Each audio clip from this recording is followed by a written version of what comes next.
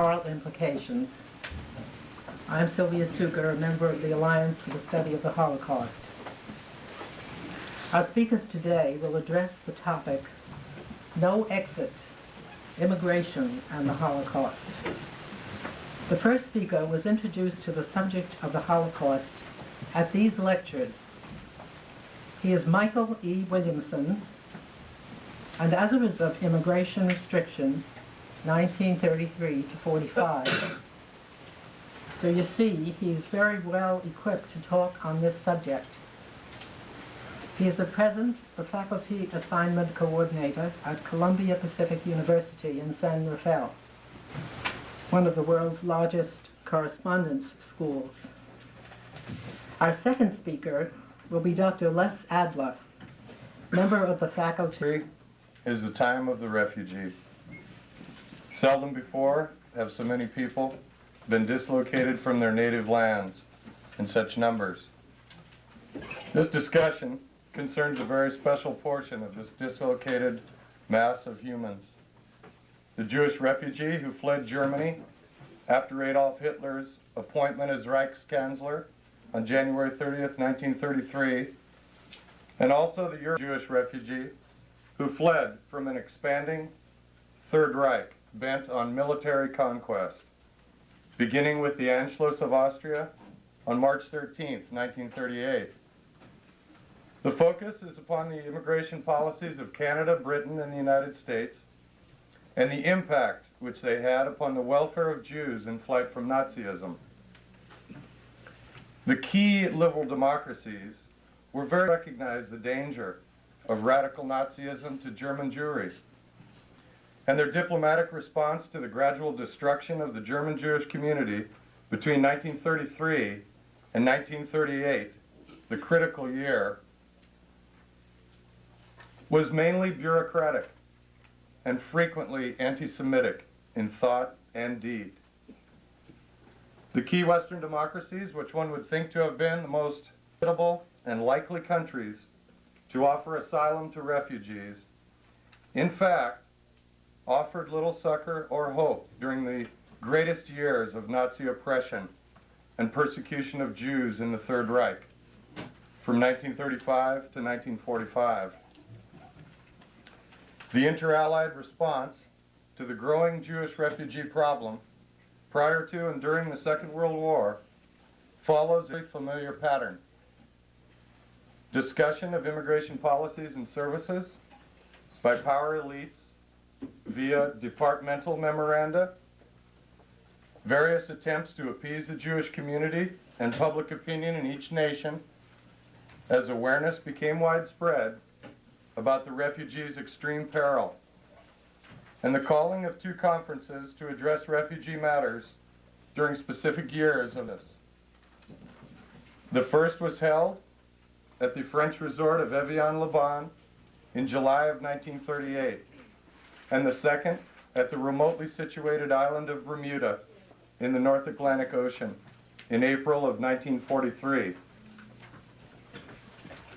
In view of the lost and forgotten Jewish refugee who escaped from the Nazi web to a third-party state and found there, the key Western democracies sorely lacked not only moral concern and a sense of basic human fraternity from a public committed towards helping refugees en masse, but also the requisite support of their governments.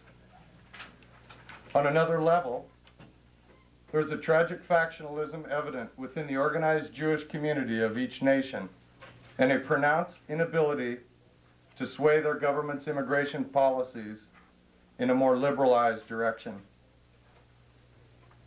To the wartime Allied diplomat and to his superiors at the Home Office, only ultimate success in World War II and the destruction of Adolf Hitler's war machine could bring an end to the plight of the Third Reich's Jewish victims, who was constantly delimited and defined by the necessity of fighting the war.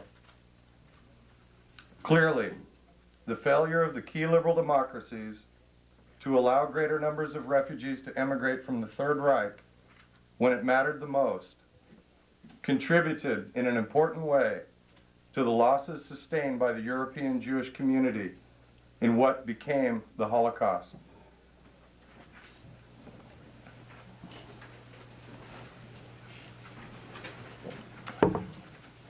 The leadership of Canada, Britain, and the United States were indeed ill-prepared to deal with the reality of Nazism or its solution for the Jewish problem in Europe. The reason for their collective unpreparedness is very complex and causes scholarly debate this very day. The results, however, are well known. The Reich Jewish refugee was plunged into limbo. Once outcast by the Nazi power elite and its operatives from their country of residence, and stripped of their existential means, the refugees would face countless obstacles in the search to secure permanently safe havens. After 1941, they would experience a virtually certain death behind Nazi borders and a dearth of lands to emigrate to successfully, except for the very fortunate. And while it is nigh impossible to assign a purely humanitarian role to the nation-state itself, it is possible to define elite decision-making objectives and actions affecting the welfare of the Nazis' chosen victims. Choices were clearly available to those in positions of leadership in each of the key liberal democracies in this discussion that entailed resisting Nazi actions, remaining indifferent entirely, or collaborating in some way, making the Nazi position appear legitimate. Let's explore the matrix of immigration restriction against Reich Jews in the Western context. A key factor is that restriction towards Jews prior to and during the Second World War is interrelated with the causal dynamics of the Great Depression, as well as the ideological conflicts appearing shortly after the armistice of 1918. This era in history, great economic and social devastation on a global scale, can be viewed as a direct stimulus to the prevalent xenophobia within the key liberal democracies. Equally important are the after effects of the First World War on global socio-political ideologies. Western liberalism was challenged to the core of its foundations by the forces of fascism and communism in the 1920s and 1930s. One result was a tendency to think of all would-be Jewish immigrants, regardless of their country of origin, be it from Eastern or Central Europe, as potential radicals. This is because of the key role played by members of the Jewish intelligentsia, most notably Leo Trotsky, in the successful Bolshevik immigration policies and legislative formulation. We can also find how they reflect in many ways the broader societal attitudes prevalent during this time period. Western nations simply did not want poor immigrant Jews entering the local job market in place of native applicants, regardless of their point of origin. This is true during the years of the Great Depression, whether the school of thought is the universal phenomenon of anti-Semitism, which is the age-old hatred of Judaism in combination with the more recent and very powerful racial biological forms arising in the 19th century. Anti-Semitism's impact upon immigration legislation, policy, and procedure in the key liberal democracies, affecting both Central and Eastern European would-be Jewish immigrants, has been well documented. Also worthy of consideration is the dual effect of nationalism and racism as a spur to organized anti-Semitic actions within states. We will return to this point in a moment. First, Italy in 1922, followed later by Portugal, Germany, and Spain, to mention just several nations, turned toward totalitarian regimes in an effort to deal with the tremendous economic malaise suffered after the close of the First World War. The basis for the new faith arose from a profoundly intense nationalism and the masses' need for strong leadership symbols. The charismatic appeal and personality cult surrounding the dictator became the norm in fascist countries. In Nazi Germany, the Jewish people became a scapegoat for all domestic economic problems. An international Jewish conspiracy was cited time and again by the Nazi propaganda as the basic cause of all Germany's woes, even though in fact none has ever existed in history. Nazism promised the German people a revived economy, a return to full employment, all through rearming the military and building the industrial sectors of the country, with the mythical Jewish conspiracy serving as but one powerful focal point, alongside the evil of the Versailles Treaty's reparations, the payments that were excessively high, the breakup of German colonies, as well as the threat of Sovietivism breaking out unless repressed by the state. This induced German citizens to salute the Nazi swastika and praise the almighty Fuhrer at mass public rallies. As a result, the state became absolute in all matters. Individual rights, group relations, freedom of expression, the organs of the print media and radio, all became relative and subject to domination by the needs of the state. Intellectuals, socialists, communists, and even many German Protestants and Catholics were found to be in conflict with the state and were subjected to great terror and persecution as a result. What of the Great Depression's effect then on immigration policy in the key democracies?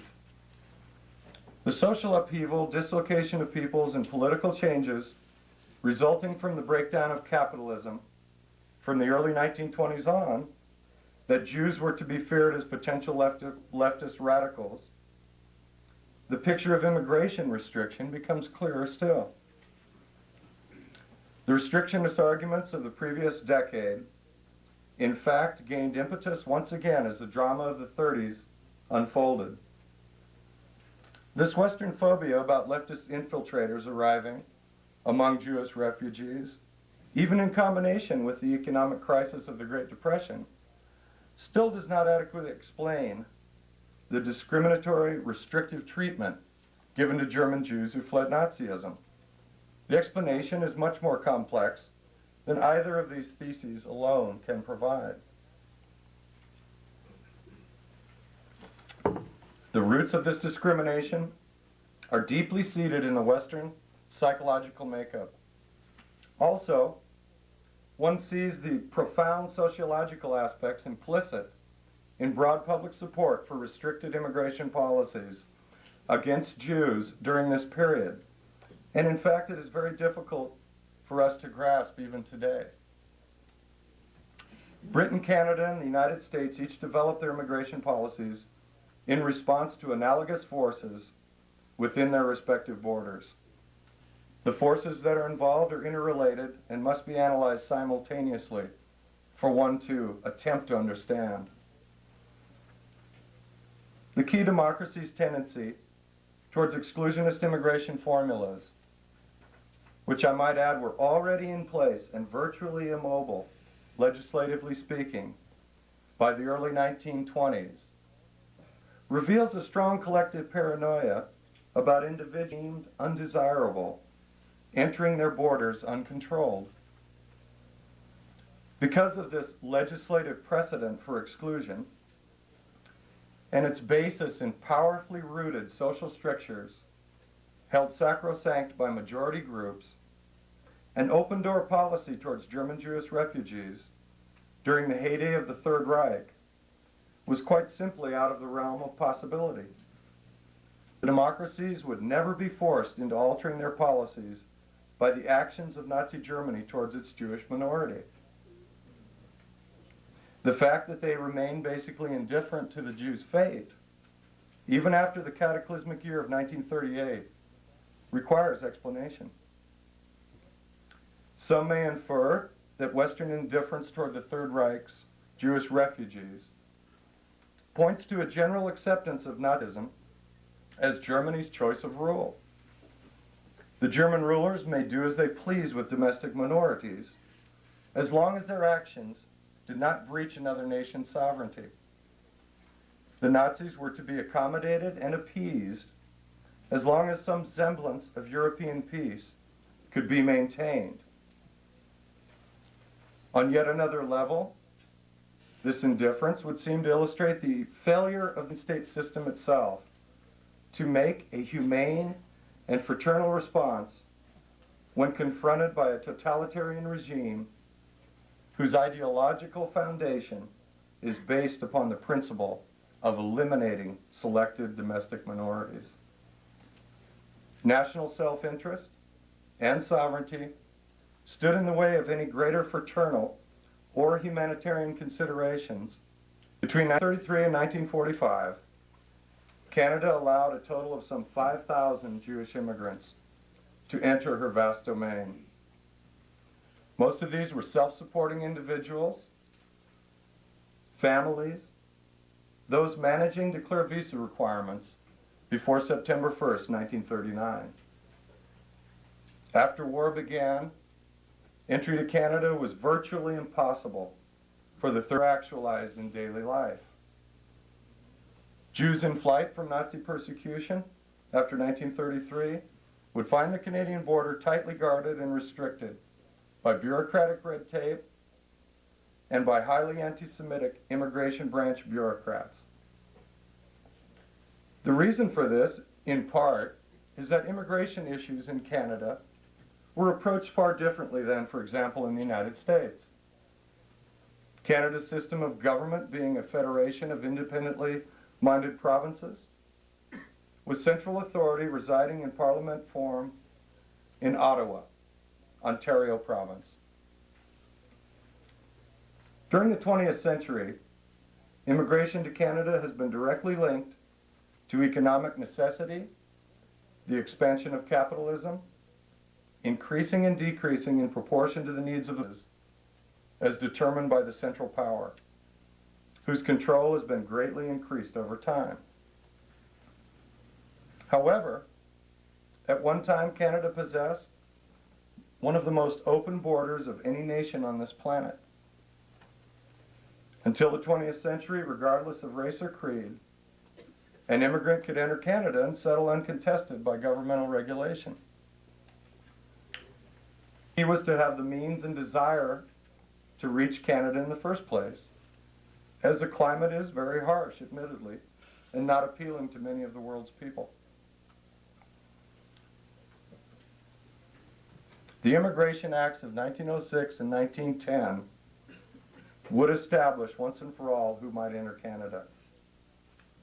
The 1906 legislation allowed for deportation of would-be criminals, likely public charges, and infirm persons. New rules for excluding these types, as well as prostitutes and pimps, and means to impose a minimum landing money requirement, and to make future regulations deemed expedient to the needs of the provinces as they might arise. This gave Ottawa, the central government, its first real control over immigration. The initial effect of the 1906 legislation was to limit the number of Asians to Canada. The new law was an instrument of racial control over entry into Canada's border. Those who did not meet requirements would be turned away. In 1910, yet another Immigration Act was put into effect, strengthening the government's power to issue what were known as orders in council respecting immigration. The orders in council during the 1930s, and especially the early part of the 30s as the Great Depression blossomed in Canada, were used through the Prime Minister's office with cabinet consent to stop the flow of any immigrants deemed undesirable who might seek to enter the Dominion. The selectivity of the Immigration Act's provisions secured power over all immigration matters. The clauses of the act would be utilized to perfection by Frederick Charles Blair, the director of the immigration branch of the Department of Mines and Resources after 1935, to stop Reich Jewish refugees seeking to enter Canada. Blair would see to it personally that all but a handful of Jewish refugees would be excluded in their greatest hour of need. He held total sway over who might enter and who could not during the direst years of the European Jewish nightmare. From September 15, 1935, after the issuance of the infamous Nuremberg racial laws, to the close of the Second World War.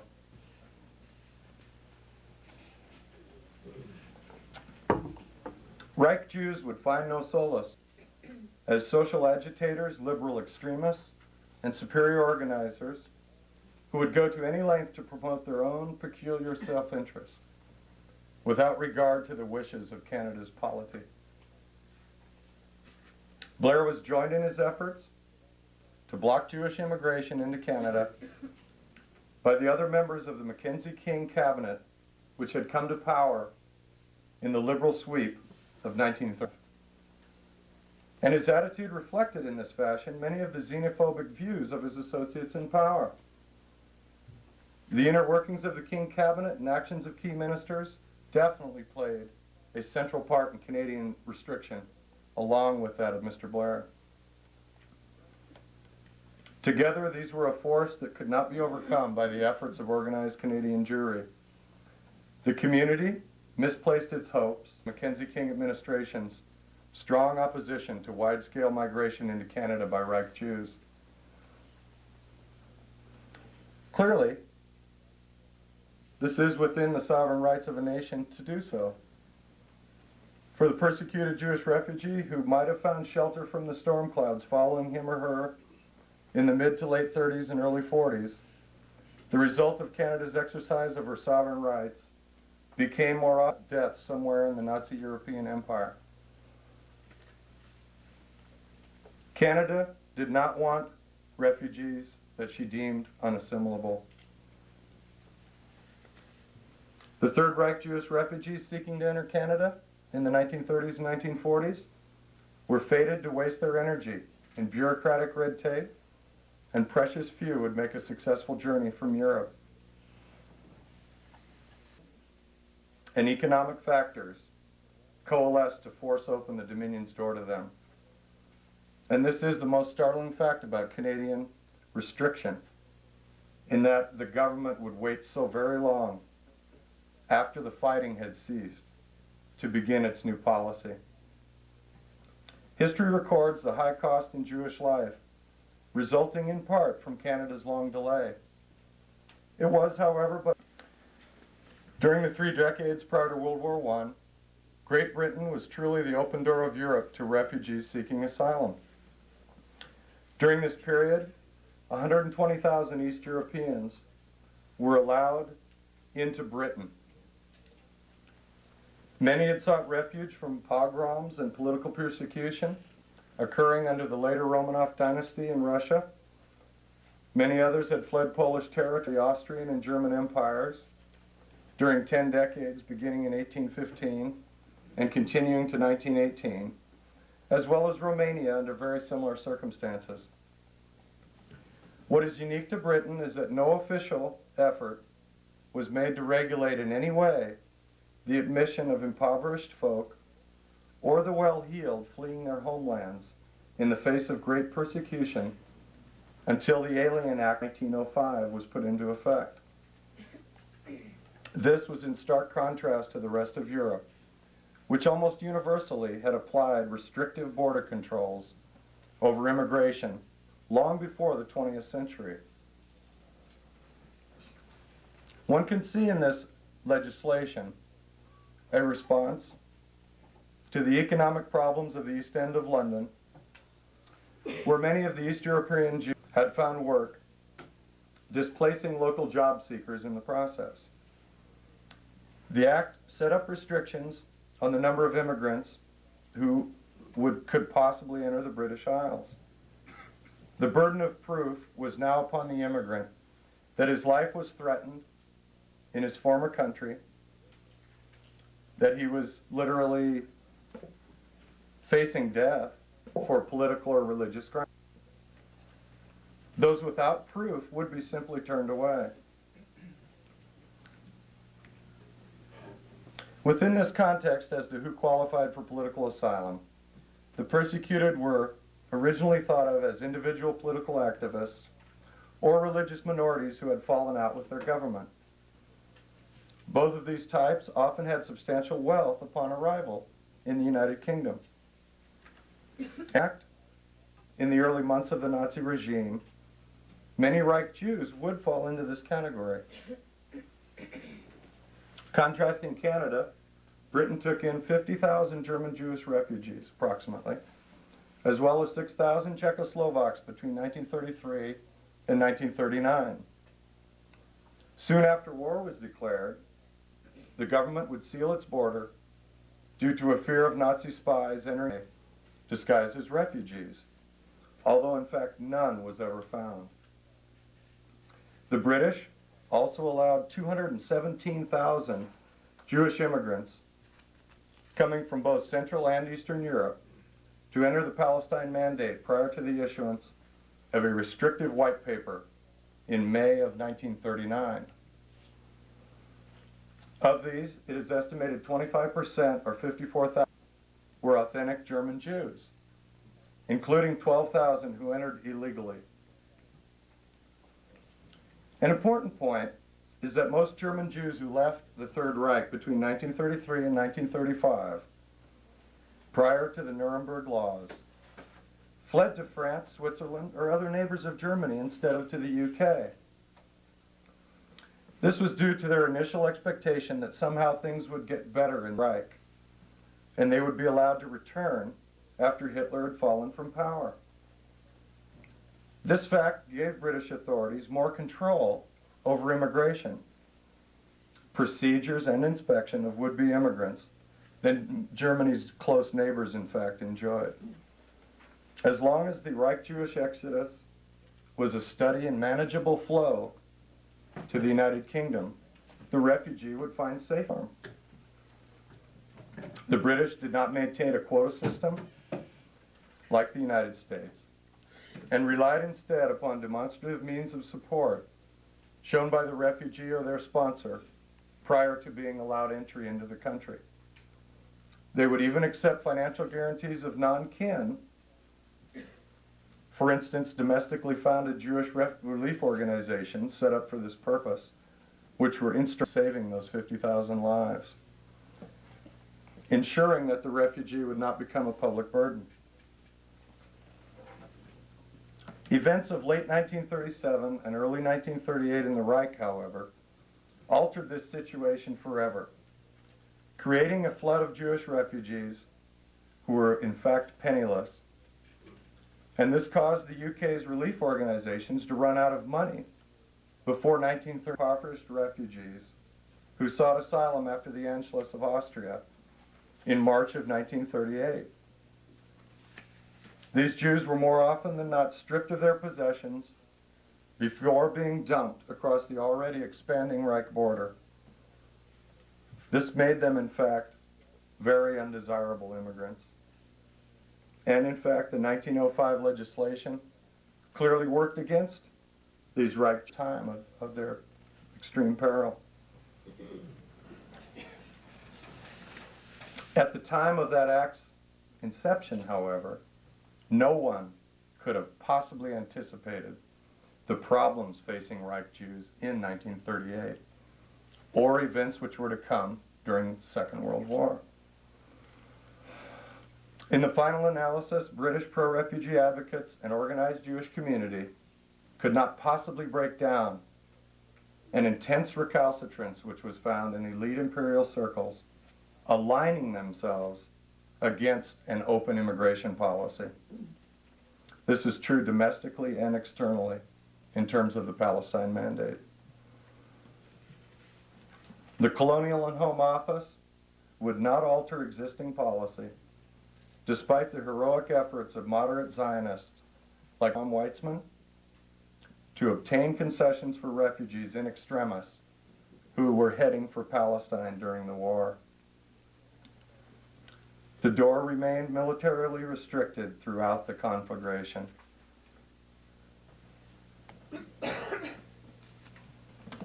Let us look now to the immigration policies of the United States.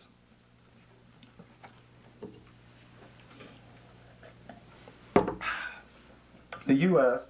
took in some 250,000 Jewish refugees between 1933 and 1945.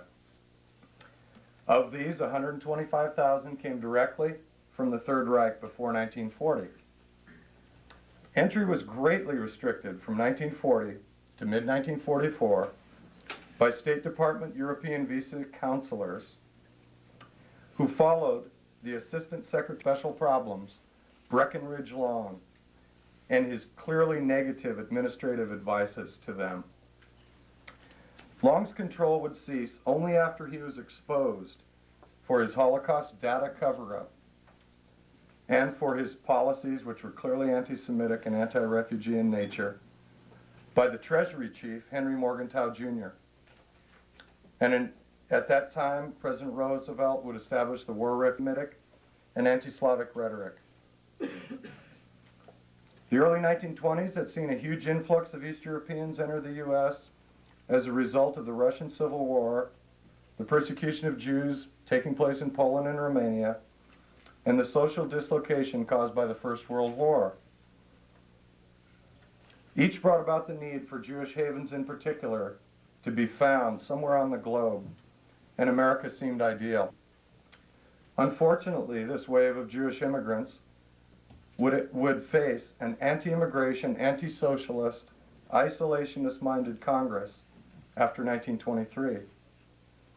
A majority of this group in Congress believed wholeheartedly that immigrant Jews would enter America with their socialist notions intact, radicalizing the general public in the process. And they cited at the time of the flourishing radical groups in New York City's Lower East Side. The country had also returned to a profoundly traditional isolationism, and people felt that Europe must at last take care of itself. The House and Senate would react to the public's mood and assure that America ceased to be Europe's dumping ground by passing restrictive immigration legislation with her. Jewish immigration was directly affected by the Immigration Act of 1924. This set up a national origins quota, or formula, placing totals on the number of immigrants allowed from specific areas on the planet. The entire quota came to 153,774, 150,000 of which were assigned to Europe. The small remainder went to Africa, Asia, and the Americas. An important point in terms of Reich restrictions, Reich Jewish restrictions, is that the quota for Britain and Ireland alone came to 83,000. Between 1933 and 1945, the quota for these two nations never exceeded 4,300 people in a given year. Thus, 79,000 of the total possible quota slots became inoperative. Thus, the effective quota would never exceed 75,000 a year. Compare this to the average of 900,000 immigrants coming to America at the turn of the century, and one can clearly see the restrictive nature of the Act of 1924. Because of time restraints, I may move through some of the next material at a little faster clip. The Immigration Act's restrictions would mark the boundary of operation for U.S. refugee policy throughout the Nazi era. Germany was given 26,000 slots, Austria 1,400. And then in decreasing order, Poland 6,000, Italy 500, France 3,000, Czechoslovakia 600, and Romania 300 slots. One can picture as events became intolerable for Jews living in these regions under expanding Nazism, the quotas would fall far short of the potential needs for havens. you can see that long before the critical year of 1938, the United States government had set a cap on to arrive from these regions as well as Germany and Austria. The figure would never exceed 27,370 from Germany and Austria. Now, President Roosevelt did open the combined quota, if you will, for Austria and Germany in 1938 to facilitate immigration from Austria. So after the end. The key to understanding the act is that the European Consular Service would utilize the Act's provisions involving likely public charges, definite public charges, this type of interaction, if you will, with the councils in Europe was the point of restriction throughout the war, throughout the Nazi era as well. The heaviest use came in 1938 and 39 as a result of the Nazi dumping diktat, at the time when Jews were literally dumped across the Reich's expanding borders without their belongings. After 1941, a restrictionist ship of state was created by the State Department to stop Reich refugees after 1938 and on through the wartime period. This ship of state, in terms of restriction, could not be rocked. It was firmly anchored in the collective congressional mindset. The Congress would come back to the Act of 1924 over and over again, a prime example of how immigration issues should be handled. The Act's quotas would be held as sacrosanct by restrictionists. Nor would FDR seek to rock the boat or even attempt to steer it in a more liberal direction. Although by directive, he might have sunk it if he had chosen to, with the requisite approval of Congress, and set to sail a much larger, open, and more seaworthy craft for the Third Reich War during their crisis. The greatest possibility for rescue of Nazidom's chosen victims came between the fall of 1938 and the summer of 1941. Public opinion, especially in Western Europe, looked to President Roosevelt to provide moral direction and guidance during this phase of the Reich-Jewish crisis. Instead, we see that public opinion by his calling of the Evian Conference on Refugees in July 1938.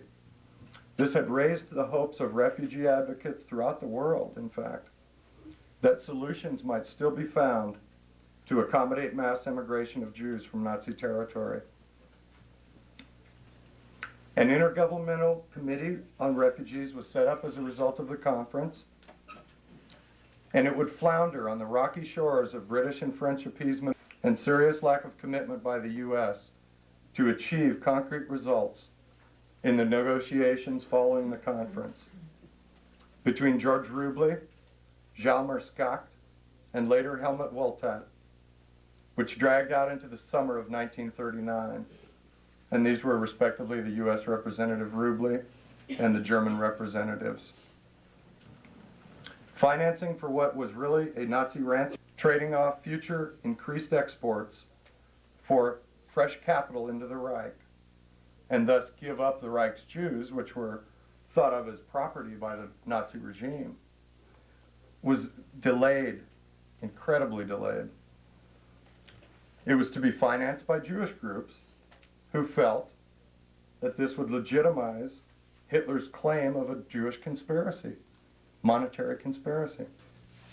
The plan was never taken seriously in Western capitals, and clearly only if a groundswell of goodwill and public opinion concerned with the Rubley plan had been displayed could more lives have been saved from the nightmare which would come during the war. Evian and its aftermath confirmed the Nazi radicals as victors over their Jewish minority, long before the diabolical horrors of Auschwitz. Of 32 nations who attended, only Santo Domingo even offered to alter existing immigration policies in an effort to take in a greater number of Reich Jews. When public opinion finally swung towards rescue initiatives in late 42 and early 43, Roosevelt did respond and called together the Bermuda Conference on Refugee Peroration. In my view, the reason a helping hand was not extended to Reich Jews by Canada, Britain, or the United States during the Nazi era is directly related to the global phenomenon of anti-Semitism. This feature of human society reared its ugly head not only in Hitler's Germany but throughout the Western democracies and Central and Eastern Europe, reaching historic levels of racially, biologically based anti-Semitism within many socio-political power blocks and among their elites. Anti-Semitism had a definite negative impact on the immigration policies and practices of the key liberal democracies. The clearest definition for this global phenomenon of religious anti-Semitism is quite simply the fear, mistrust, and hatred of Judaism. In this century, the old traditional societal phobia about Judaism and its followers has been enhanced and ramified as never before. This is due to the success of fascist ideologies, such as those espoused by the German Nazi Party elite. The existence of anti-Semitism in Western society derives from the following sources, often in combination or by themselves, as a relic of the ancient fear, mistrust, and alienation of the different by the population at large, the collective psychopathy in which the Jew is identified with the devil as the murderer of Jesus Christ in ancient times, the exaltation of romantic nationalism, or as a mutation of racism in a post-Christian Western order. Although the very group Christ came to save, a large segment of Jews rejected him as a prophetic Messiah. And having failed to convert to Christianity, Jews were thought by many to be rightly subjected to a contemporary witch craze. Each of these root sources of anti-Semitism are evident during this century, in different areas with varying intensity, up to the present age, which has now culminated in the formation of the nation-state of Israel. The Jews' otherness is their right as a people called by God. Their highly moral and ethical values have helped them to make immense contributions to culture, science, literature, and social welfare. They are one of the key peoples of the book and deserve our respect and the respect of all nations. While most of the world has rejected Jewish notions of exclusivity throughout history, and the Western perception of Jewish immigrants as potential spreaders of radical communist ideology after the Bolshevik Revolution did not help their cause during the Reich Jewish refugee crisis. Many Western bureaucrats involved with immigration practices during the Third Reich refugee crisis viewed Jewish immigrants as non-assimilable into Western. Reich Jews were more often than not stereotyped without being given individual consideration for their talents or future potential contribution to society. And as we have seen, they were subjected to discriminatory immigration legislation in the West long before Adolf Hitler's rise to power. I shall not argue the reasons for or against Judaic choices set in place throughout the West prior to the founding of the Third Reich.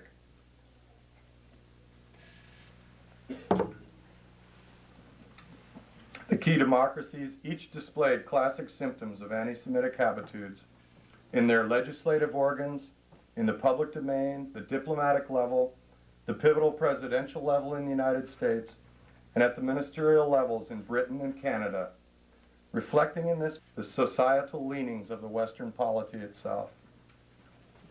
The makers and shakers of government responded to and mirrored popular notions, attitudes, and modes of prejudice held in common by their respective constituencies. In closing, it is only fair to ask an important question. Should the Jewish refugees of the Third Reich have expected more help than they received from the key liberal democracies? It is my view, based on the historical record, that the Reichsjews should have indeed been offered more in the way of assistance from the key democracies. The lack of a more fraternal and humanitarian response from the West than was accorded to them throughout their ordeal, especially with regard to the restricted policies of the Dominion of Canada, saddens the heart.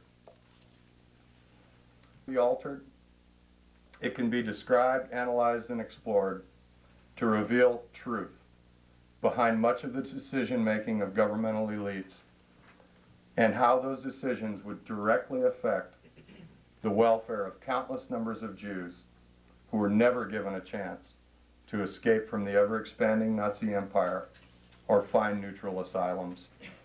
Refugees in extremis, which Reich Jews 38, must at some point in history take on a stronger, more emphatic meaning, not only to liberal democratic regimes, but to the global community of nations as well.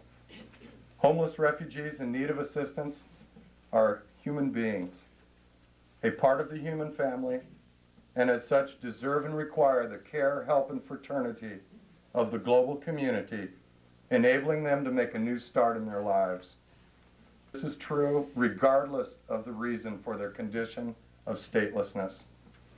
Their status must never be relegated to some bland diplomatic category allowing denial of their care, as we find in many examples with the Third Reich's Jewish refugees. The reason more was not done to assist the Reich's Jews comes from a combination of factors beyond any single interest group's ability to control. Given the nature of laws in each country concerning immigration, as well as their respective bureaucratic establishments' tendency to uphold the status quo, and it becomes obvious to anyone looking closely at the record that the Nazi German Jews, refugees of Nazi Germany, were never in a strong position in terms of rescue. Add to this the harsh conditions of fighting the Second World War, and the picture becomes very clear indeed. Yet, in spite of my strong sympathy towards the Jewish people, high regard for their culture, and great respect for their religious beliefs and traditions, it is not historically correct to flatly condemn the key Western democracies in regards to the help that was extended to Jews during the Nazi Reich. Instead, it is much more to meditate on the harsh facts presented by the historical record in relation to the fate of European Jewry, and then work toward ways of finding ways to avoid future outbreaks of radical anti-Semitism, in the hope that never again will the Jewish people be made to bear the full force of a maniacally inclined dictator's absolutist and irreverent ideology. No group of human beings should ever be left alone and abandoned as refugees in a world largely indifferent to their fate. Thank you.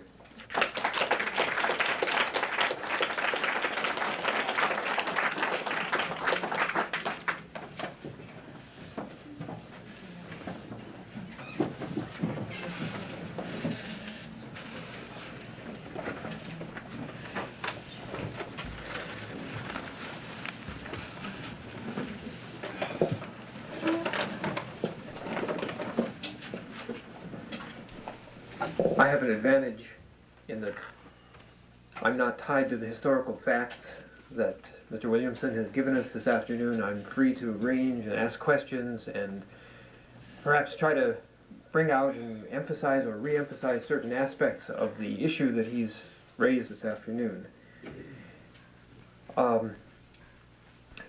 It's a dismal story, and I think for those of you who may be hearing it for the first time, a shocking one. It was for me when I first began looking in the historical literature some years ago and discovered the inaction, the lack of action, the opposition to action that had characterized what was happening in all the liberal democracies, which was my own area of study. The deeper I got into it, the more shocking was the story that I saw. And I spent some time trying to understand it. I think perhaps what I have to say will reinforce in some ways what Mr. Williamson has said, and perhaps change the emphasis slightly and raise some other questions that might be important here. State changes because we perhaps begin to inhabit a different moral universe than we have in the past. Nation states typically are interested in one thing, and that is what they define as the national interest. They use power, whatever limited or great power they have, to gain advantages, almost as if you're playing a game. And I think you have to, in terms of territory that we control, there can be a new way of defining national interest, but I don't think we've done that yet. I don't think we've achieved that yet. And that might be in terms of the benefit to us, which is always the starting point for a national state, by the existence of diversity in the world, by promoting human rights, by aiding those in need throughout the world. But it's going to imaginations to bring us to the point where that becomes included in our national interest. At this point, it's not that way. It's what we can get for us. And our leaders respond to the world on the basis of getting what they can for the country they represent and staving off the demands of other countries, and also dealing with the internal political balance that's facing them. That is, they need to be elected, especially, so they need to please those with power in the society. And this will lead around ultimately to talking about the place of Jews in America, particularly during the 1930s and 1940s. A couple other things on the nation state before I go in that direction. The nation state as an entity serves an isolating, it tends to take people because they live in a certain area and define them in certain limited terms, and their interest becomes that national interest. It also serves an insulating factor. It serves as an insulating factor. That is, the consequences of our national acts are avoidable because the nation state, depending on the amount of power that it is able to protect us from the consequences. We get our bananas here, and we don't have to ask questions about it. We get our coffee here, and we don't have to ask questions about it. We get our oil here, and for the most part, we don't have to ask how that gets arranged. It's an insulation. There's a way of looking at the world in terms of the ways in which we insulate ourselves from responsibility. Well, this happens on a national level as well. It happens individually it also happens perhaps even more so on a national level. As long as things are going our way, we don't really have to question how they got to be that way or how they're maintained. Now, let me move to the other factor of the United States during this period that Mr. Williamson was talking about. And I think I would like to emphasize a couple of points that pick up where he was. For one thing, the United States in the post-World War I period was rife with lots of things, including anti-Semitism, but also including anti-Catholicism, enormous amount of anti-black feeling. This was the era of the heyday of the KKK, lynchings going on across the South, exclusionary policies being practiced everywhere, including in our immigration policy, which reflects all that time. It's more than just anti-Semitism that's going on in the United States. And I suggest, I think, that the issue of anti-Semitism is only one part of a much larger picture that we have to keep in mind when we talk about the liberal democracies and the way they responded to the world. The Great Depression was the worst national war, and the country was responding wildly in all sorts of ways. People who lived in the United States, minority groups who lived in the United States, particularly Jews in the United States, were enormously fearful that what they saw happening in Nazi Germany, what was beginning to happen in Europe, could happen here. So in understanding the Jewish response, and perhaps the failure of Jewish leaders independently, either economically or politically, the older Jewish immigrants, the German Jews who had come in the early 19th century, or some Jews who had come even in the 18th century, were well removed from these these battlegrounds. They were pretty well assimilated for the most part and had not taken responsibility for other Jews. In fact, they tended to think of the Eastern European Jews as others, as whom they did not want to invite into the nation. And there's a moral failure in that, and there's another example of insulation in that, and all kinds of examples in that. But for most Jews in the United States in the 1930s, they were powerless and fearful. And the fear was justified. There were anti-Semites of great renown in the country in the 1930s. There were politicians riding the coattails of hatred, perhaps even with the possibility of getting into the White House. Roosevelt's election was not guaranteed. His re-election was not guaranteed. There was always the possibility that a Huey Long or some worse kind of person could gain enough power within the Democratic Party or within the Republican Party or nationally in a third party and become in the country. So the Jews are operating on eggshells. There's a great tendency in the United States in the 1930s for Jews not to want to call attention to what they see happening in Europe for fear that anti-Semitism, like what's going on in Europe, is going to be enhanced here in the United States. And these were not totally irrational fears. Jews were excluded from organizations, from clubs. There were quotas for Jews in education, in the professions. They were marginal and perhaps more than marginal. They were peripheral to the situation here.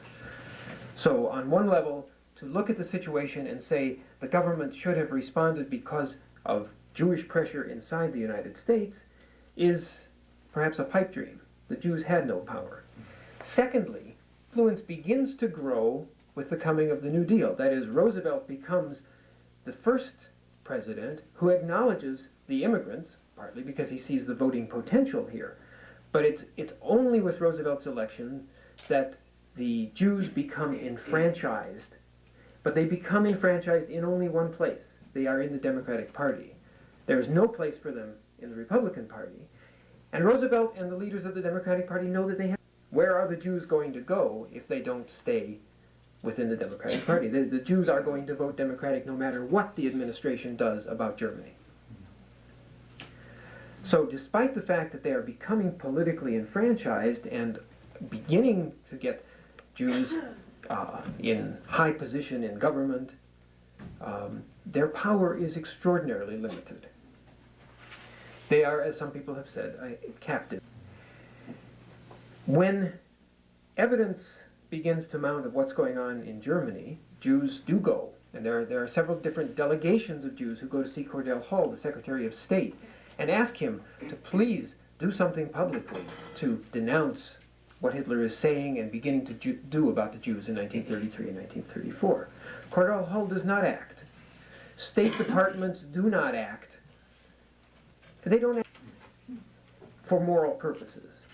State departments tend to act and respond very sensitively to power alignments as they perceive them. And ours was no different in the 1930s. I think the best example that I've found, it's been talked about in some of the literature, is in 1939, after Hitler has already done an enormous number of damage. There are Jewish refugees all through Europe. Europe is coming apart. Finally, Senator Robert Wagner of New York and Congresswoman Edith Rogers in the House of Representatives put together a bill called the Wagner-Rogers Child Rescue Bill. This was set up deliberately to try to overcome all the various objections to opening the doors of immigration into America. This was to take concern that anyone legitimately could have. What the bill said was, in 1939 and again in 1940, we will allow 10,000 Jewish children under the age of 14 to be admitted into the United States. This is 1939. We'll limit the number to 10,000, relatively small number, and we will, in addition, promise that these children will be adopted by American families who will be American Friends Service Committee and other nonpartisan organizations. that these children will guarantee that they will not get jobs. They will be totally supported so that there's no threat to organized labor in the middle of a depression to bring in all these refugees. And that when the war is over and when things settle down, these children will be allowed to go back to Europe. So they tried to take care of everything.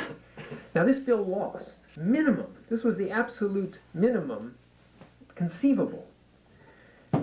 It was voted against in Congress and it lost. It lost handily.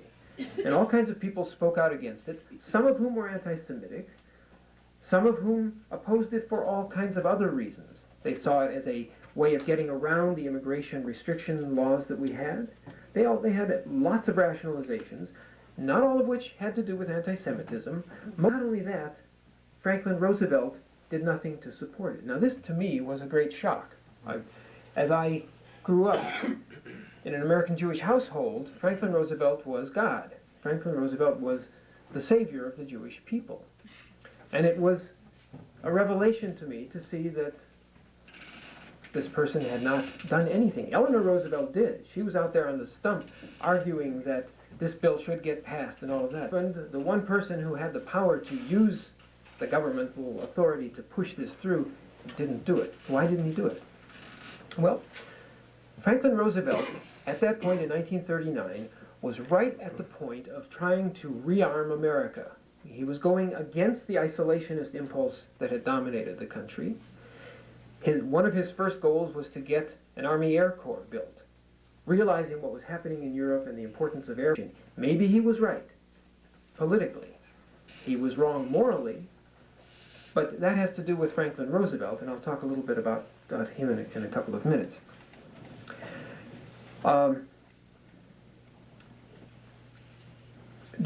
The other example I can give on this whole issue, and then I will finish very quickly because I think you have questions you'd like to ask as well. In 1944 camps, why didn't we do that? Every time the issue came up, the military, both in Britain and the United States, vetoed it. And the military, obviously, in the wartime are the ones in power. They didn't want to use the resources of the military in a non-military endeavor. That was the excuse that they gave. Now there's something frightening about that because it is so amoral. It is saying the reason of winning this war is more important than saving people. They happen to be Jewish people, which may have been a factor in it, and I think Mr. Williamson may disagree with me on the relative emphasis here, but the fact is that all through the war we refused to take the one action until the very end of the war. It only began to happen in 1945 when there were some other changes to save potentially millions of lives. Jews had no power. Now, finally, let me just talk about some other possible mechanisms for you to think about, for us to think about, which might have been important in the situation, other than just anti-Semitism. One of which is the very strong psychological instrument of denial, psychological denial. People claimed they didn't know what was going on. They didn't know what was going on. It was not just Germans. It was Americans who claimed they didn't know. They hadn't known that this was going on. When the death camps were opened, it was a great revelation to millions of Americans, despite the fact that it had been in the papers and it was known if one cared to know. Well, why didn't people care to know? I'm going to just quote a brief thing that Arthur Kessler, the author of Darkness at Noon, wrote in 1944, published in the New York Times, and it's called On Disbelieving Atrocities. Now he's talking about what was going on in England, where he was at that time, but the same holds true for the United States. There is a dream which keeps coming back to me at almost regular intervals. It is dark, and I am being murdered in some kind of thicket or brushwood. There is a busy road at no more than 10 yards distant. I scream for help, but nobody hears me. The crowd walks past laughing and chatting. We now for about 10 years. We started on the night when the epileptic van der Lubbe set fire to the German parliament. We said that if you don't quench these flames at once, they will spread all over the world. You thought we were maniacs.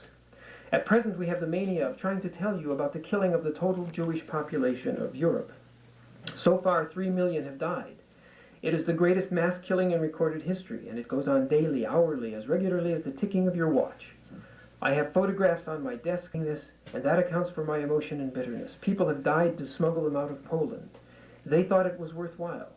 But the other day I met one of the best-known American journalists over here. He told me that in the course of some recent public opinion surveys, 9 out of 10 average American citizens, when asked whether they believed that the Nazis commit atrocities, answered that it was all propaganda, lies, and that they didn't believe a word of it. As to this country, that is Britain, I've been lecturing to the troops, and their attitude is the same. And meanwhile, the watch goes on ticking. What can the screamers do but go on screaming until they get blue in the face? Another element in all of this is something that I think you can psychologically call distancing. Even if it's not denial, you can distance yourself. You can insulate yourself from the whole thing. This is a quote from Adler. He's talking about the British record in not helping. The men chiefly responsible for sending the Struma, which had been a Romanian ship that ended up being destroyed, it was a ship full of refugees, to her doom, for refusing to admit significant numbers of Jewish refugees to Britain, Palestine, or the Empire, for blocking the bombardment of Auschwitz, and for the other decisions, were the sort who would probably have played the part of the Good Samaritan among thieves.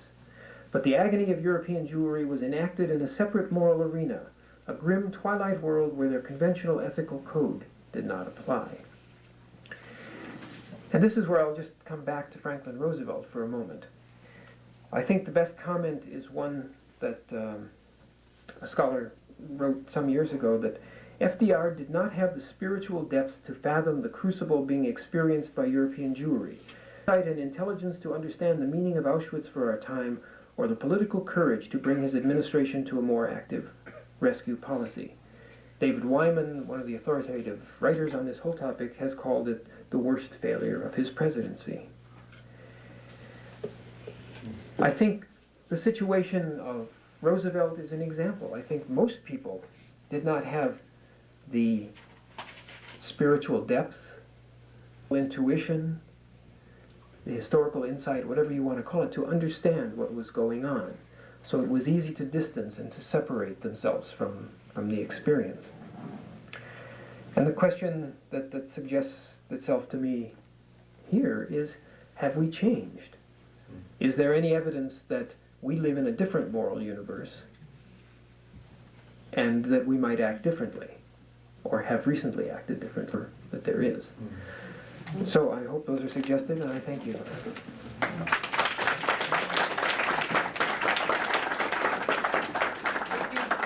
We'll sit at the desk and answer questions. We appreciate that very much.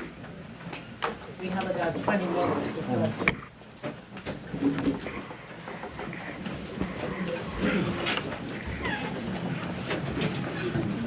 Question for you, Mr. Williams, and that is the quotas that you've been telling us over a period of time. Were those quotas for German Jews or for immigrants from Germany as a whole class?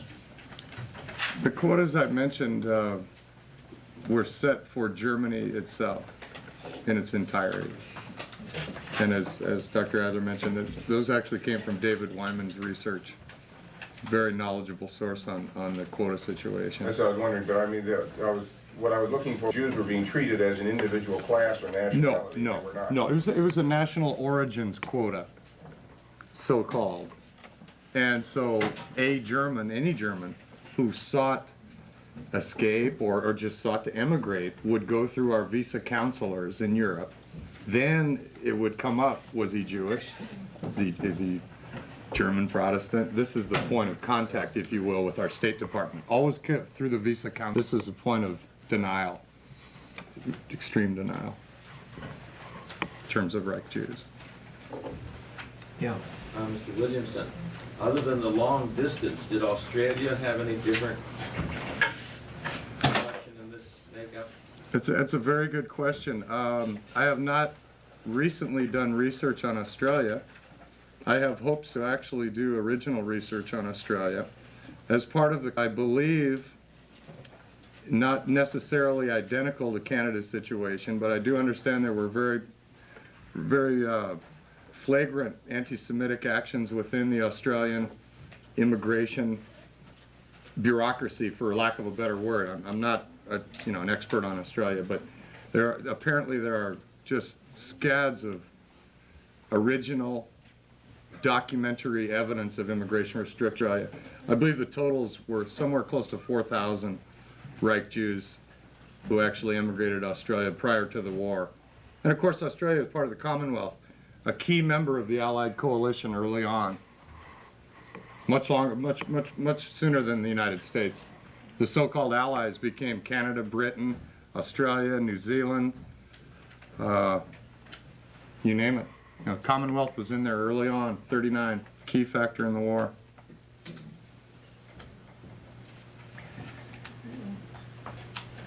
I'd just like to make a comment on two things we have inherited from this era that we have to deal with now. The quota system in education and affirmative action. Dr. Adler talked about. So it's something that we're dealing with now in our current lives. Yeah. The other thing, again, is the attitude of the state of Israel toward the Western powers.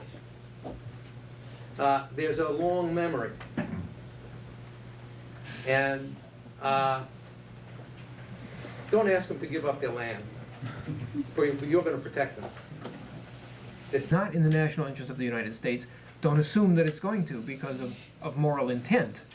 It may be your moral intent, it may not be the rest of the country's moral intent. Mr. Adler, I found your comments about the State Department quite interesting, and just a recent example in history, which I think is, well, I don't know, kind of a bad example of Dr. Kissinger's involvement with the CIA and the State Department in the takeover of Chile. I was just wondering if you had any comments about that. You're talking about the overthrow of the Allende regime. Well, I think we'd be getting into a whole other area, but Dr. Kissinger is a practitioner of the art of realpolitik. He always has prided himself on doing what was realistic in terms of the political world. He is not a moralist or an idealist. And the State Department, under Kissinger and under Nixon, was acting in the world on those grounds.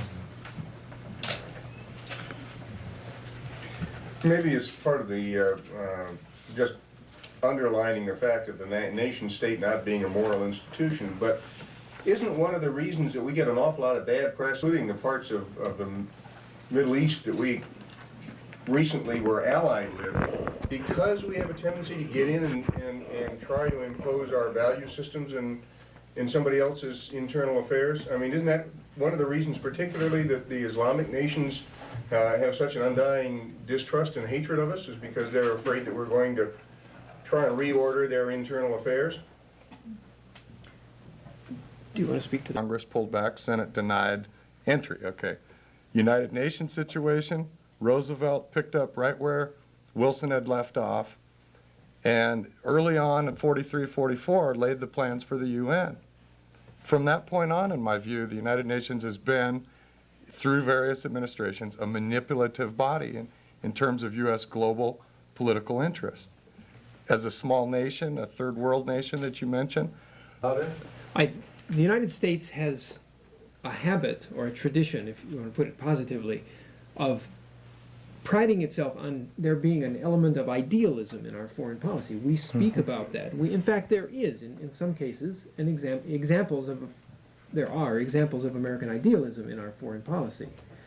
But I suspect that you'll find that underlying that idealism, very narrowly, typically in economic terms, but does stability and the enhancement of rights of people throughout the world and ending human right abuses constitute national interest for us? It may well. I think you could make an argument that can promote a much more livable world, which long range is going to help us. So part of it is in terms of redefining what that might mean.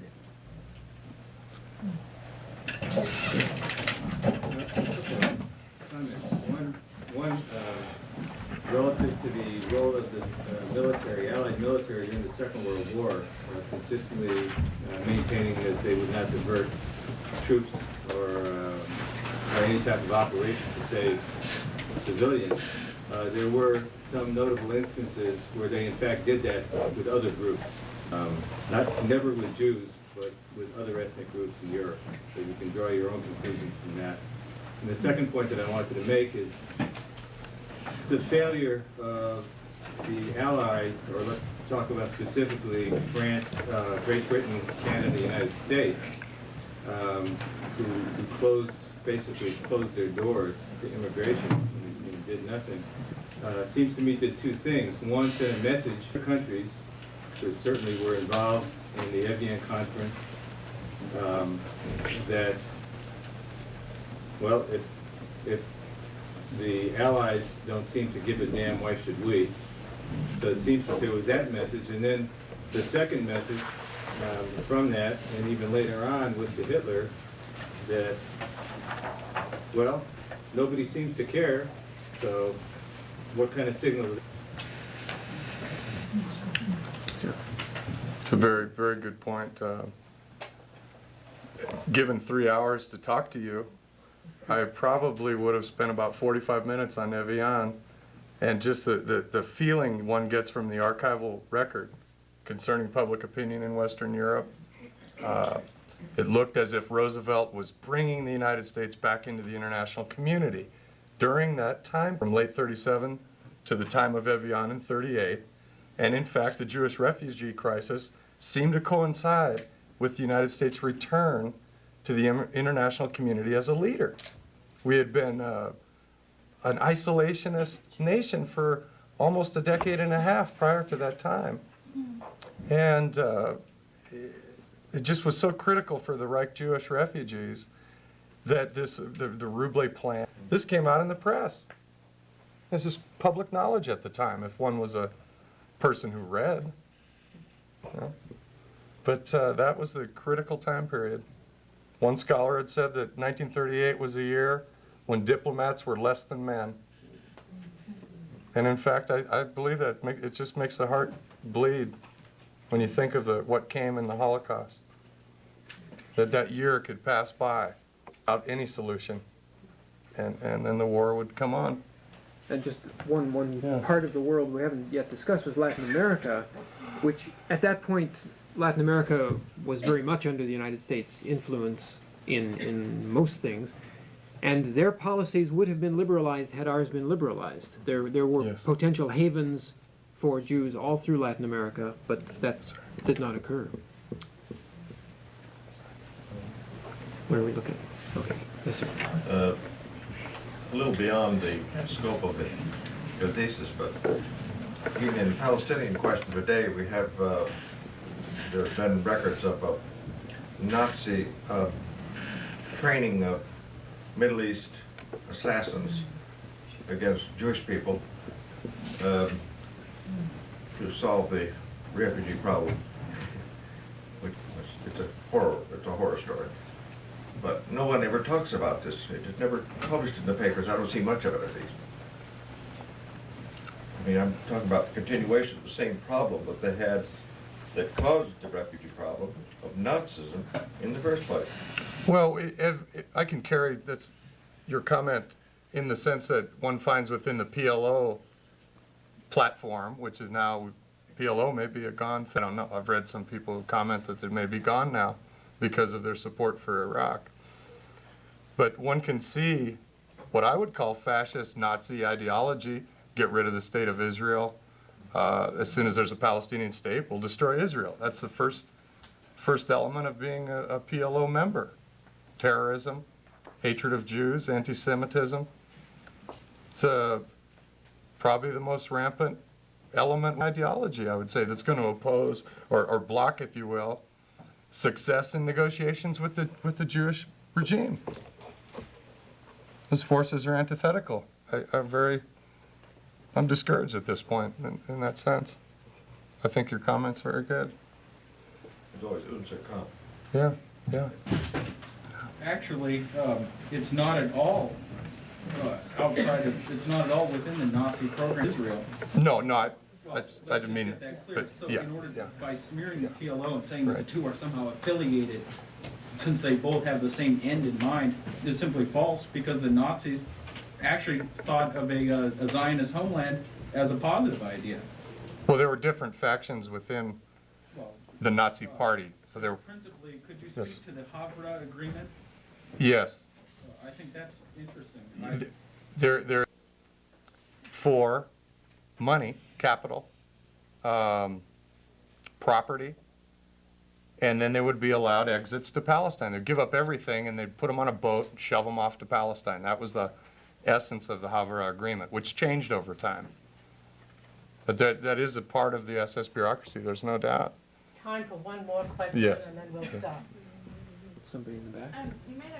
Professor Adler made a comment on it not being moral.